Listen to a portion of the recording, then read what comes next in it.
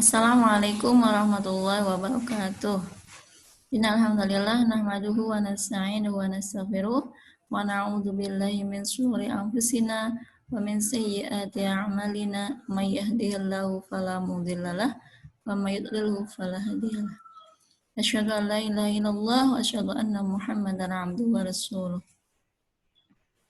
Ahi wa uhti, marilah kita senantiasa memanjatkan puji syukur kepada Allah Ta'ala ya, yang telah memberikan banyak nikmat kepada kita sampai detik ini, sehingga kita masih merasakan indahnya Islam, menikmati indahnya iman, dan kita telah masih menikmati nikmatnya kesehatan.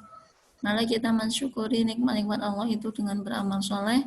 Dan alhamdulillah di hari Rabu ini kita bisa melaksanakan amal soleh lagi ya di bidang matematika. Kemudian sholawat serta salam semoga selalu tercurah kepada tauladan terbaik kita, Nabiullah Muhammad SAW, beserta segenap keluarganya, para sahabatnya, serta seluruh pengikutnya sampai akhir zaman nanti. Ahi dan Uti, alhamdulillah hari ini adalah pertemuan kita yang kelima ya. Kita sudah mempelajari banyak materi ya.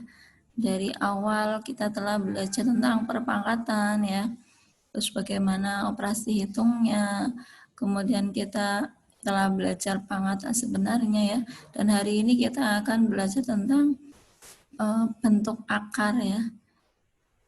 Alhamdulillah ya, insya Allah antum wa antuna sudah belajar materi ini di kelas 5 ya, dan di kelas 6, dan kita review kembali, dan pastinya materinya di SMP itu lebih kompleks ya, dan marilah kita mengambil manfaat dari materi ini ya, yaitu bagaimana kita mengasah kreativitas kita, kemudian logika kita ya, analisa kita. Yang itu insya Allah semuanya karakter-karakter tadi, potensi-potensi tadi itu akan bermanfaat untuk kehidupan kita dalam menyelesaikan sebuah masalah. Kita awali dengan melafadzkan basmalah. Bismillahirrahmanirrahim. Kita mulai ya, materinya itu bentuk akar. Ustazah mengawal dari pengertian ya. Untuk bentuk akar itu seperti ini ya, Ahi dan Uti. Cara membacanya adalah akar kuadrat dari A, atau boleh dengan istilah akar pangkat 2 dari A.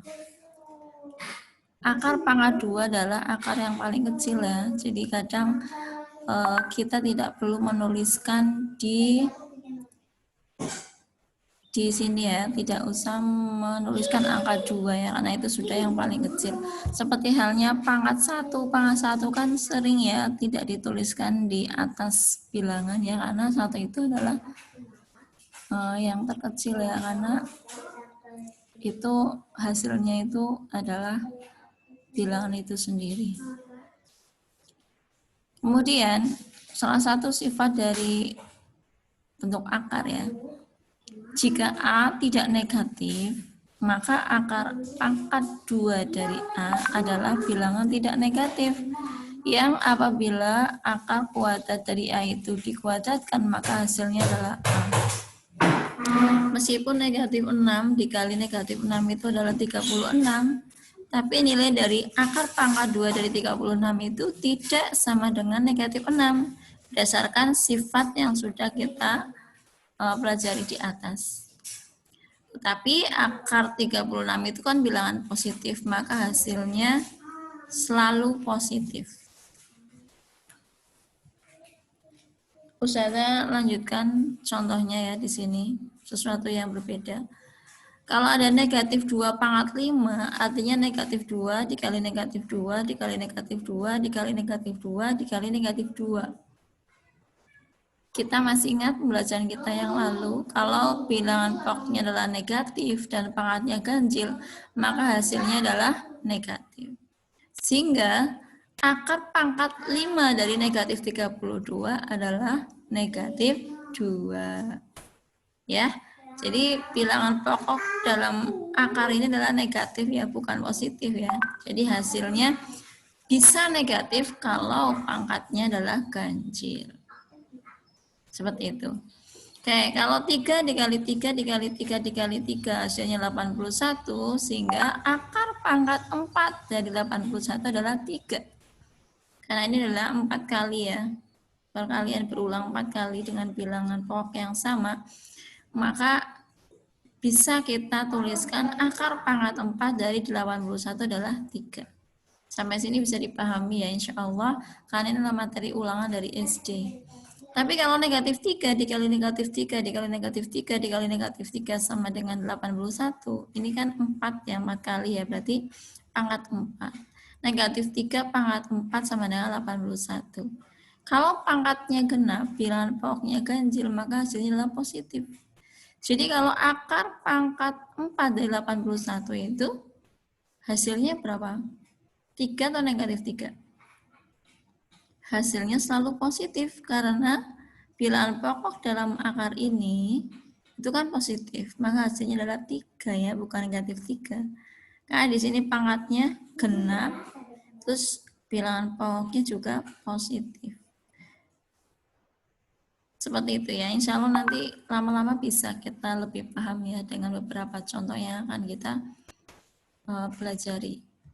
Selanjutnya, jika A tidak negatif, maka akar pangkat N dari A sama dengan B.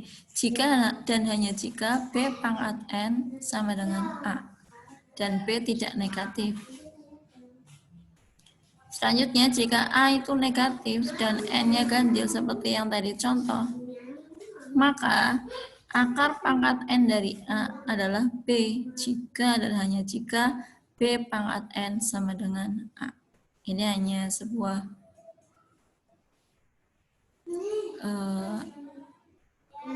bentuk umumnya ya. Oke, selanjutnya. Untuk menyederhanakan perkalian bentuk akar, kita mempunyai beberapa sifat ya. Ini mirip dengan perkalian pada pangkat ya. Jika A dan B bilangan positif, ingat jika A dan B bilangan positif, maka berlaku B akar A ditambah C akar A sama dengan B plus C akar A. Di sini sukunya udah sama ya, jadi bisa dijumlahkan. Begitu juga dengan pengurangan, B akar A dikurangi C akar A sama dengan B dikurangi C akar A. Kemudian sifat yang ketiga, kalau ada akar dari AB, artinya A kali B, itu bisa dituliskan menjadi akar A dikali B. Kemudian bisa dituliskan juga dengan akar A kali akar B. Jika A lebih besar dari 0, berarti positif, dan B juga lebih besar dari 0, bilangan positif, maka berlaku akar dari A dibagi B itu sama dengan akar A dibagi akar B. Kita akan menggunakan sifat-sifat ini ya di dalam penerapan contoh berikut. Nah, ini contohnya, akar 8 sesuai dengan sifat yang ketiga bisa kita pecah menjadi akar 4 dikali 2. Kenapa kita pecah menjadi 4 dan 2? Kita kondisikan salah satu atau keduanya itu adalah bilangan kuadrat. Bilangan kuadrat itu apa? Ahi dan Uti masih ingat di SD ya. Bilangan kuadrat itu adalah hasil perkalian ulang 2 kali ya dengan bilangan yang sama. 1 kali 1, 1, 2 kali 2, 4, 3 kali 3, 9, dan seterusnya. Berarti 1, 4, 9, 16, 25, 36 itu disebut dengan bilangan kuadrat. Akar 8 bisa ditulis dengan akar 4 kali 2. Akar 4 kan bilangan kuadrat, bisa kita keluarkan menjadi angka 2. Kemudian akar 2 tetap menjadi akar 2. Maka hasilnya 2 kali akar 2 sama dengan 2 akar 2. Sampai sini sudah mulai paham ya. Kita lanjutkan. Akar 45 kita pecah menjadi 9 kali 5. Kenapa 9 kali 5? Bukan 15 kali 3. Karena 15 dan 3 bukan bilangan kuadrat, kita pilih 9 dan 5. Kita pisah menjadi akar 9 dikali akar 5. Akar 9 bisa kita tuliskan menjadi 3 kali akar 5, sama dengan 3 akar 5. Lanjut, kalau ada 0,25 bisa kita tuliskan menjadi 25 per 100, ya kan? Karena 2 angka di belakang koma. Dan alhamdulillah 25 per 100 itu sama-sama bilangan kuadrat dan bilangan positif, sehingga bisa kita jadikan akar 25 per akar 100. Akar 25 itu hasilnya 5, akar 100 hasilnya 10. 5 per 10 sama dengan 0,5 atau 1 per 2. Ya, sampai sini insya Allah paham ya. Kita lanjutkan sebuah operasi hitung bentuk akar ya. Akar 12 ditambah akar 27. Akar 12 bisa kita rubah menjadi akar 4 kali 3. Angka 4 itu bilangan kuadrat. Kemudian akar 27 kita rubah menjadi 9 kali 3. 9-nya adalah bilangan kuadrat. Kita turunkan menjadi akar 4 dikali akar 3 ditambah akar 9 dikali akar 3.